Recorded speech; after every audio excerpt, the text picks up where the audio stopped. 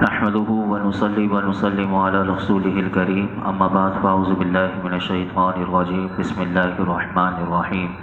یا صاحبي السجن أأرباب متفرقون خير ام اللہ الواحد القہار۔ اے میرے قید خانے کے دونوں ساتھیوں، کیا جدا جدا رب اچھے ہیں یا ایک اللہ جو سب پر غالب ہے؟ حضرت یوسف علیہ السلام نے اپنے قید خانے کے ساتھیوں سے فرمایا، آپ کیونکہ مسلسل انہیں ایک تبلیغ دین کر رہے تھے جیل میں،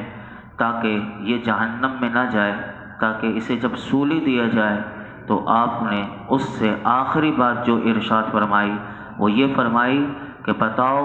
کہ کیا جدا جدا رب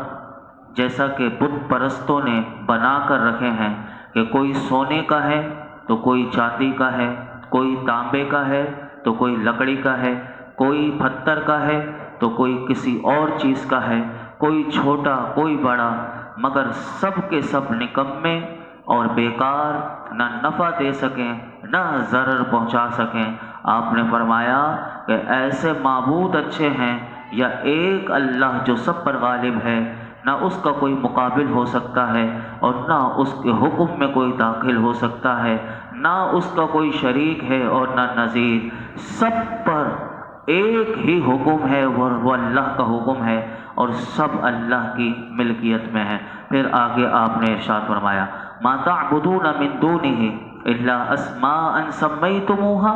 انتم وآباؤكم ما انزل الله بها من سلطان ان الحكم الا لله امر الا تعبدوا الا اياه ذلك الدين القيم ولكن اکثر الناس لا يعلمون۔ تم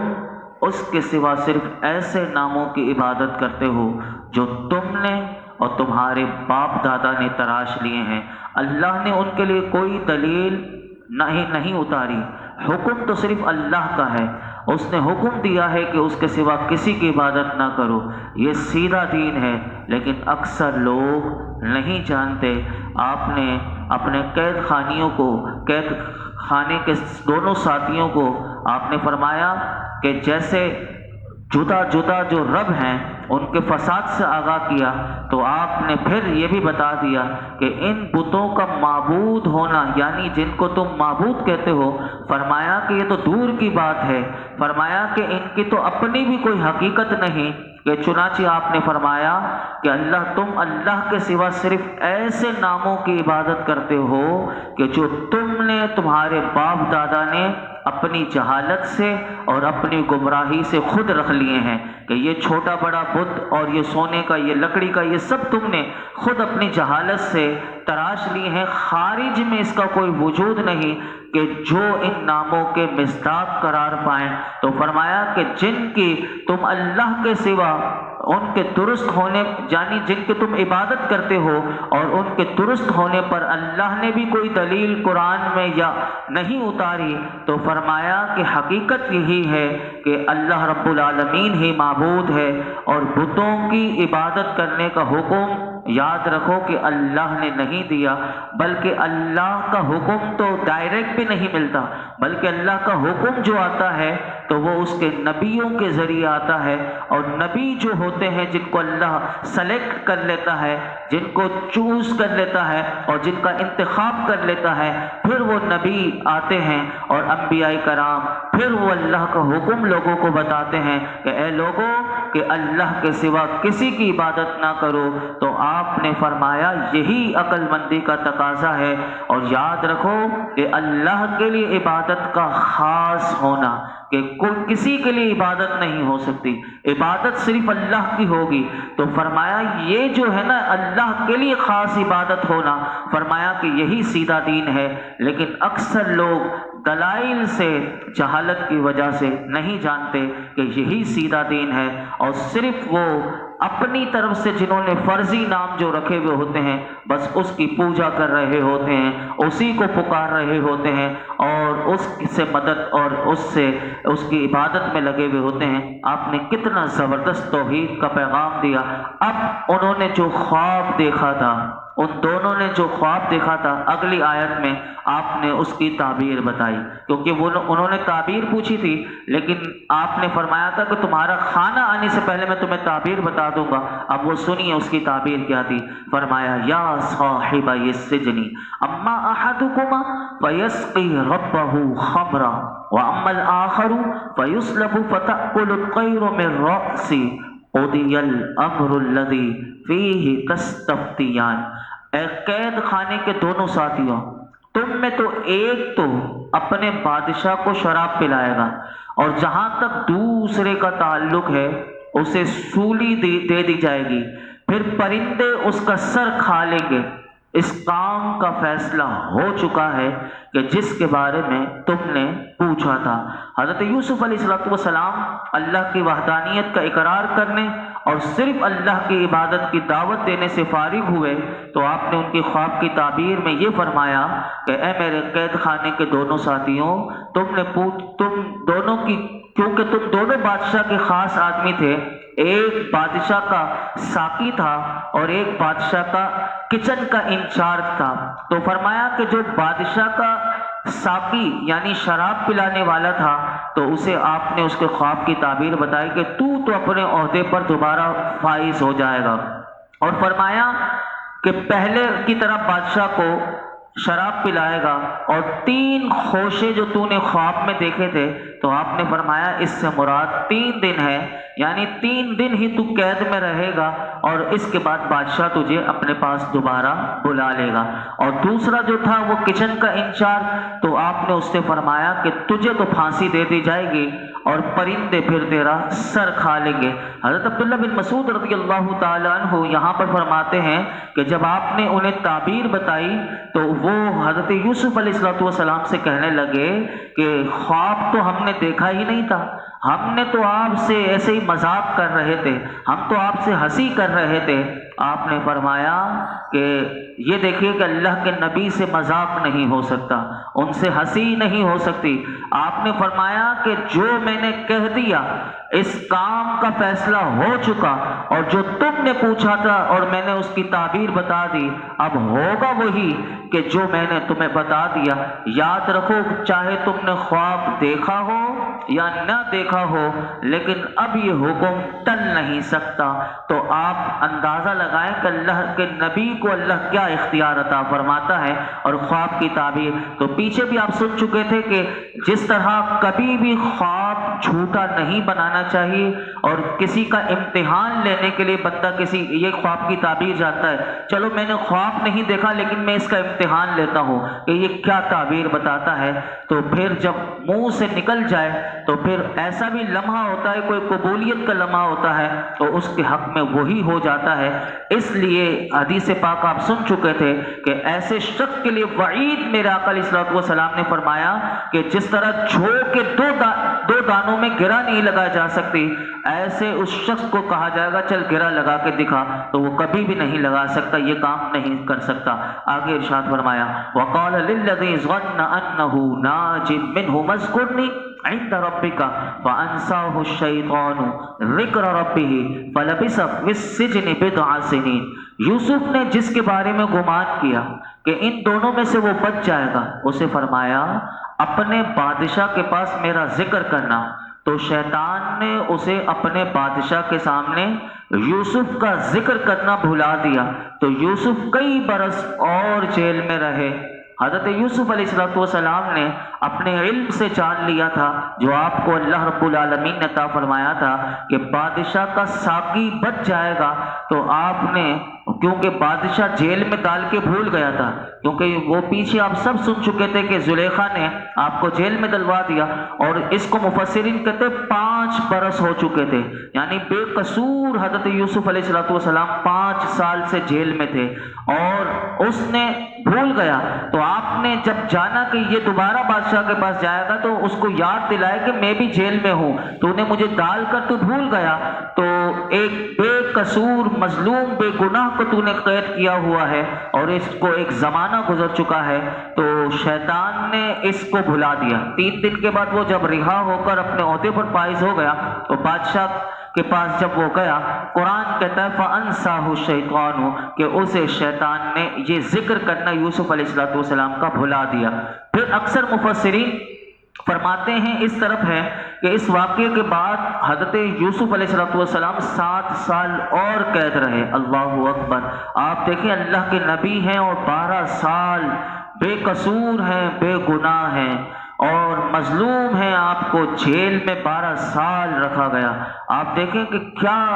امتحان اللہ کی طرف سے، آزمائش۔ ہماری تو چیخیں نکل جاتی ہیں اگر کوئی چھوٹی موٹی بھی ہمیں تکلیف پہنچ جائے، یہ تو اللہ کے کس قدر نبی اور کیا مقام کیا شان ہے ان کی۔ پھر کیا ہوا کہ اس مدت کے گزرنے کے بعد اب اللہ کی طرف سے، کیونکہ وہ آزمائش کا دور ختم ہوا، تو مصر کا جو بادشاہ تھا جس نے حضرت یوسف علیہ السلام کو قید کروایا تھا، اس نے ایک خواب دیکھا۔ اب یہاں سے اس نے ایک عجیب خواب دیکھا۔ اب اس نے وہ جو خواب دیکھا تو بڑے بڑے جادوگروں کو بلا لیا، کاہنوں کو بلا لیا، تعبیر دینے والوں کو بلا لیا، لیکن کوئی اس کی تعبیر نہ بتا سکا۔ خواب کیا دیکھا؟ اگلی آیت میں وہ آیا، فرمایا وَقَالَ الْمَلِكُ إِنِّي أَرَىٰ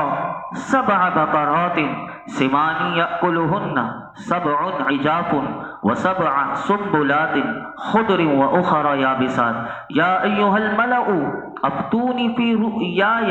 إِن كُنتُمْ لِلرُّؤْيَا تَعْبُرُونَ قالوا أضغاث أحلام وما نحن بتأويل الأحلام بعالمين وقال الذي نجا منهما واتقر بعد أمة أنا أنبئكم بتأويله فأرسلون۔ اور بادشاہ نے کہا کہ میں نے خواب میں 7 موٹی گائیں دیکھی جنہیں 7 دبلی گائیں کھا رہی ہیں، اور 7 سرسبز بالیاں اور دوسری خشک بالیاں دیکھی۔ یہ بادشاہ نے یہ خواب دیکھا۔ اے درباریوں، اگر تم خوابوں کی تعبیر جانتے ہو تو میرے خواب کے بارے میں مجھے جواب دو۔ انہوں نے کہا یہ جھوٹے خواب ہیں اور ہم ایسے خوابوں کی تعبیر نہیں جانتے۔ اور 2 قیدیوں میں سے بچ جانے والے نے کہا،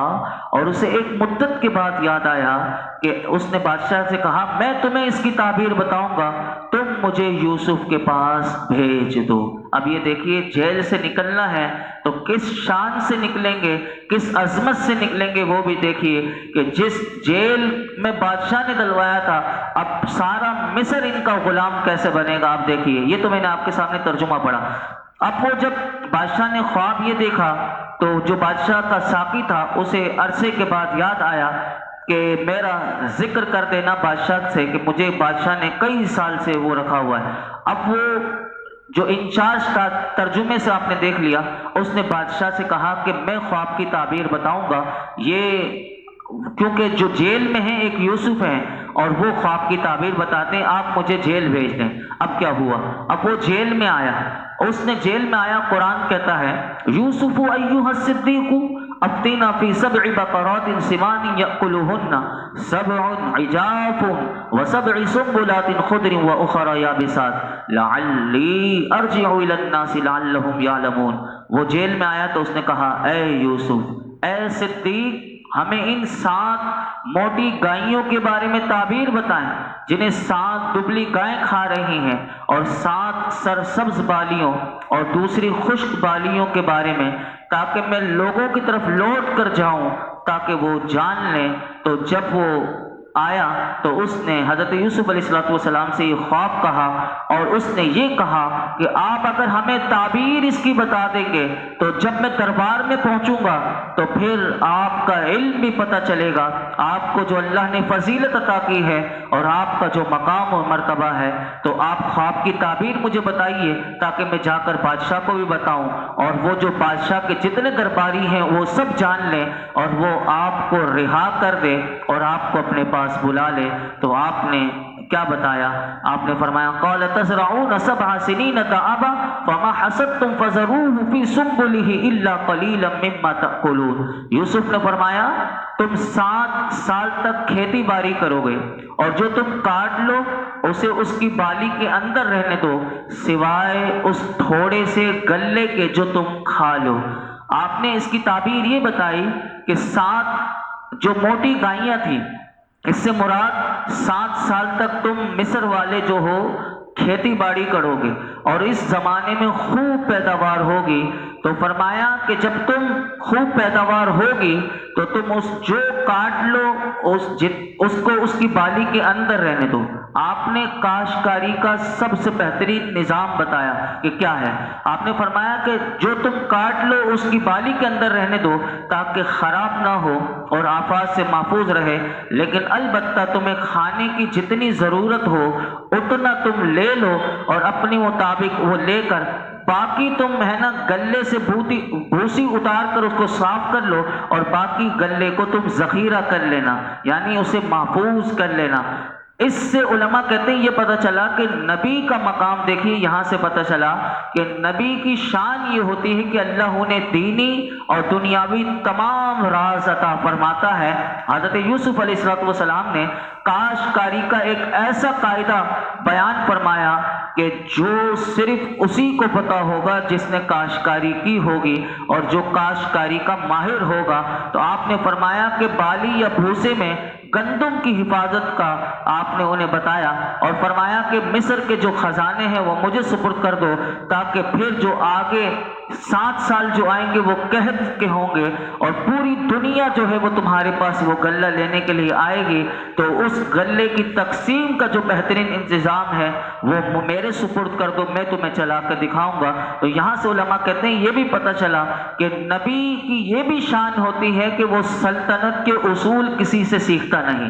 نبی کو اللہ سلطنت کرنا کیسی ہے وہ بھی سکھاتا ہے، اور ان کا علم یہ یاد رکھیے گا نبی صرف شرعی مسائل نہیں بتاتے، تو نبی کا علم محدود نہیں ہوتا۔ تو یہاں سے یہ بھی کہا جا سکتا ہے کہ جس طرح بعض لوگ یہ کہتے ہوئے نظر آتے ہیں کہ مسجد میں اگر سیاست کی بات ہو جائے تو یہ مولوی صاحب سیاست کی باتیں کر رہے ہیں، سیاست کا دین سے کیا کام؟ آپ دیکھیے یہ آیت بتا رہی ہے کہ امور سلطنت دین کا جو چلایا جائے گا وہ اسی منبر و محراب سے ہی چل سکتا ہے اگر اس کے ماہر ہوں۔ اور یہ جو علماء ہوتے ہیں اور جو بڑے بڑے مفتیان کرام اور محدثین کے یہی کیونکہ آپ دیکھ لیجئے خلفائے راشدین کا دور کہ کتنا سنہری دور تھا، اللہ اکبر، کہ کتنی فکر ہوا کرتی تھی یوم فاروق اعظم میں آپ نے علماء سے سنا ہوگا۔ صرف میں ایک بات بتا کر اپنی گفتگو باقی کل ہم سماعت کریں گے کہ حضرت طلحہ رضی اللہ تعالیٰ عنہ کا